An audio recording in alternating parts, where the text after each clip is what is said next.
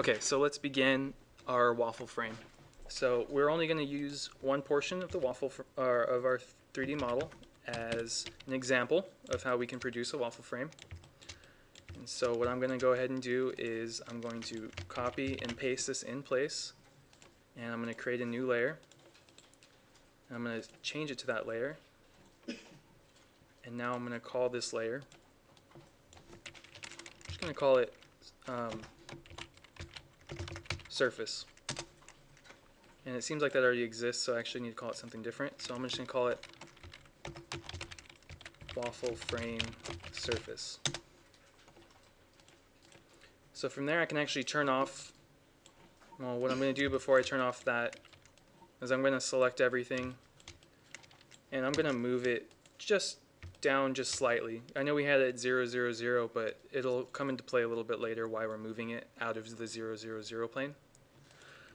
Okay, so now that we have it somewhat pushed off, I'm going to go ahead and turn off I'm going to make the waffle frame surface our selected layer and then turn off the model.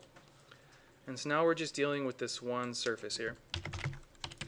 And if you'll notice, the ISO curves, which are the lines that exist on this surface, are a little bit uneven.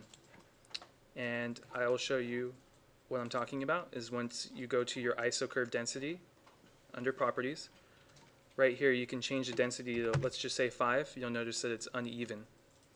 And so what we need to do is make it a little bit more regular, so that way we can produce our waffle frame panels. So I'm going to take that back down to 1, and I'm going to go ahead and rebuild this surface. So when I rebuild this surface, it's going to ask how many points I want, and so I'm going to choose 15 and 10, and I'm going to leave our degree at 3 and 3, and I'm going to hit OK. Now, rebuilding the surface did change the shape of this surface. If I open up the original, it might not be extremely noticeable, but it is not exactly the same anymore. You can see right here that it is not the same anymore, and it's because we rebuilt it, so it took a new form. So that's just something to keep in mind. But with our new rebuilt form, you can see now we have our ISO curves in the horizontal and vertical direction a lot more uniform is the best word for it. So now that we've created this, now we can let's see here. We got 1, 2, 3, 4, 5, 6, 7, 8, 9, 10, 11, 12, and 13. So what I'm going to actually do is I'm going to rebuild it one more time because I want it to be a little bit different here. So I'm going to go for 8 in this direction, and let's see what it changes.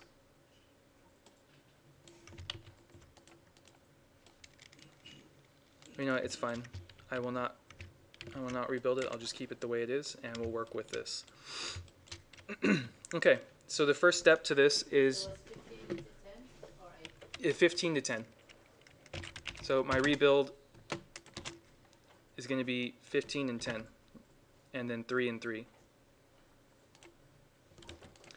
So now I'm going to go ahead and just densify this once to the 2, and that's actually looking like a lot. So what I'm going to actually do is, give me 1 second here, I just want to find the best look for it.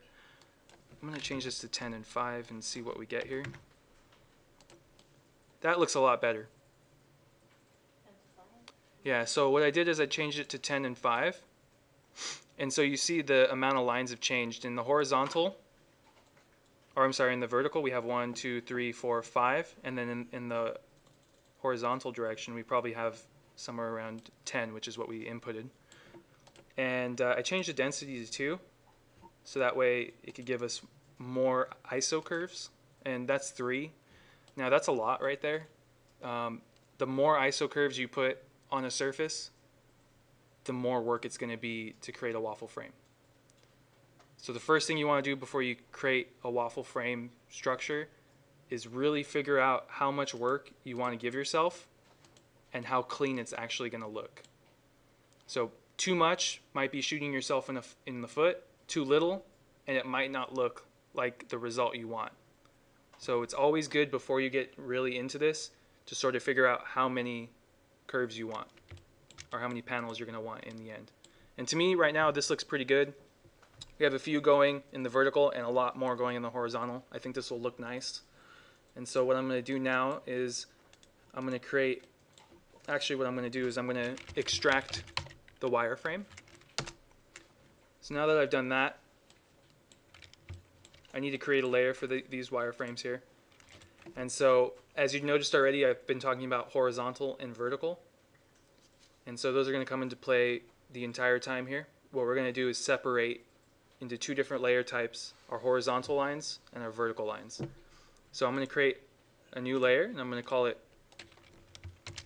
horizontal. And I'm going to create another layer, and I'm going to call this one vertical. Next, what I'm going to do is it'll be easier to extract the vertical lines first. So I'm going to create a sublayer under vertical, and I'm going to call it wireframe. And I'm actually going to put a V in front of it, so that way I always remember that it's the vertical wireframes. And so I'm going to select that as my new layer. I'm going to hide the surface for now. And now you can see it's just the wireframes that we extracted from the ISO density. So I'm going to go ahead and just manually select, holding down Shift, all the verticals. And I'm going to apply them to the vertical layer. And I'm going to change that layer to, let's just change it to blue. I think blue and red, so you can really tell the difference between the two, will be nice. And so now I'm going to do the exact same thing, but in the horizontal. So I'm going to create a sublayer in the horizontal, and I'm going to call it H_wireframe. I'm going to change the color of it to red. And I'm going to select it as the current layer, so that way I can hide the verticals. And with those out of the way, I can just select it all and change it to my horizontal wireframe. So now if I turn both those on, you'll see I already have the beginning of how my waffle frame is going to look.